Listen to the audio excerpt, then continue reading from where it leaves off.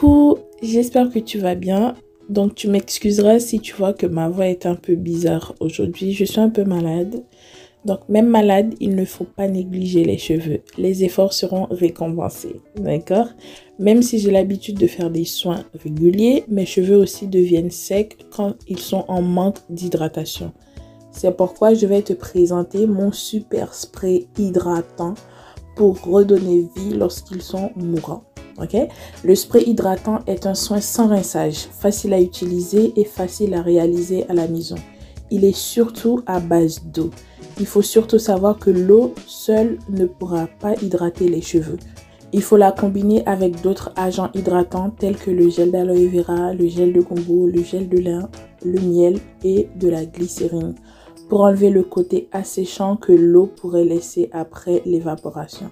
Ce spray est à utiliser en fonction des besoins de nos cheveux, soit tous les jours, soit une fois par semaine ou pour démêler les cheveux avant de se coiffer. Ce spray est aussi idéal pour défaire les coiffures protectrices avec des rajouts ou pas, pour rafraîchir les cheveux et limiter la casse, pour activer la pousse et hydrater nos cheveux pour une bonne manipulation. Alors, pour commencer, il nous faudra de l'eau pour faire l'infusion des plantes, du persil, du thym, du romarin, de la menthe fraîche ou congelée, c'est la même chose, des girofles pour activer la pousse. Ensuite, un pot gradué, du miel, du basilic. Vous pouvez prendre la plante fraîche, c'est encore mieux, des protéines de riz. Et les autres, si vous n'en avez pas, vous n'êtes pas obligé d'en mettre, ok? La base des bases, ce sont les premiers ingrédients. Ensuite, du gel d'aloe vera et du gel de gombo. Donc, vous pouvez mettre que le gel d'aloe vera ou gombo.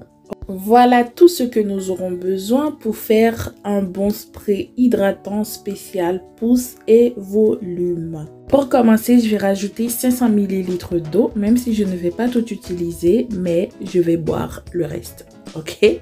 Parce que ce thé-là, il est trop bon et il faut nourrir aussi l'intérieur. Je laisse bouillir mon eau tranquillement et je vais laver mes plantes bien lavées, ok? Pour enlever toutes les saletés.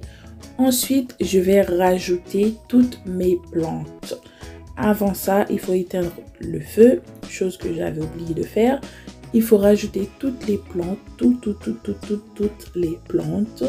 Rajoutez bien et refermez votre casserole ou je ne sais pas comment, ou si vous faites comme moi.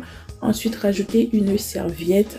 De l'autre côté, je vais rajouter de l'eau chaude pour faire fondre mes glaçons de gel d'aloe vera et de gel de gombo. Donc, si vous n'avez pas le gel de gombo, vous faites avec le gel d'aloe vera et ou le gel de gombo.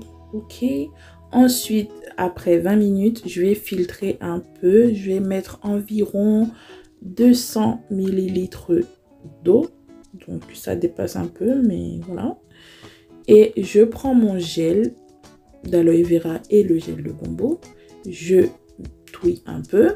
Ensuite, je vais rajouter dans mon thé, dans mon infusion, si vous voulez. Et je mélange énergiquement. Ok, je touille avec de la force. Je vais essayer de mettre environ de 70 à 80 ml de gel d'aloe vera et de gombo. Ouais, ça a dépassé un peu, donc je connais pas trop les mesures parce qu'en général, je fais au pif. Ensuite, je mélange toujours. À chaque ajout, je mélange. Je vais rajouter une cuillère à café de miel et je mélange. Toujours, je mélange toujours. Ensuite, je vais rajouter mon basilic en huile essentielle et rajouter des protéines de riz. Si vous n'en avez pas ça, vous mettez un peu d'eau de riz. Ok, c'est la même chose. Je mélange. Ensuite, je rajoute mes fragrances pour donner un peu d'odeur, mais en général, l'odeur est déjà là, bien présente. D'accord? Ensuite, je rajoute du Cosgar pour conserver mon spray à température ambiante. Si vous n'en avez pas, vous mettez au frigo. Ou si vous n'avez pas de frigo, vous faites en petite quantité. Et dès que vous avez une odeur étrange, vous jetez et vous refaites votre spray. Ensuite, je rajoute ma préparation dans un vaporisateur. Donc, normalement, je devais laisser refroidir, mais je n'avais pas le temps pour ça. Mais regarde, la quantité était exacte. N'est-ce pas merveilleux? Ah non, mais je suis trop pas possible.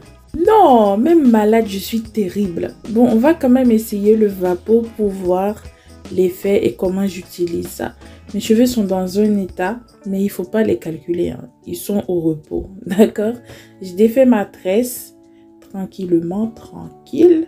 Ensuite, je prends mon spray, je vaporise sur mes cheveux. J'en mets pas beaucoup, juste pour les humidifier.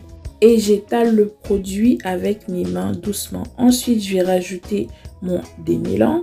Je frotte et j'étale pareil. Je masse et je démêle avec les doigts.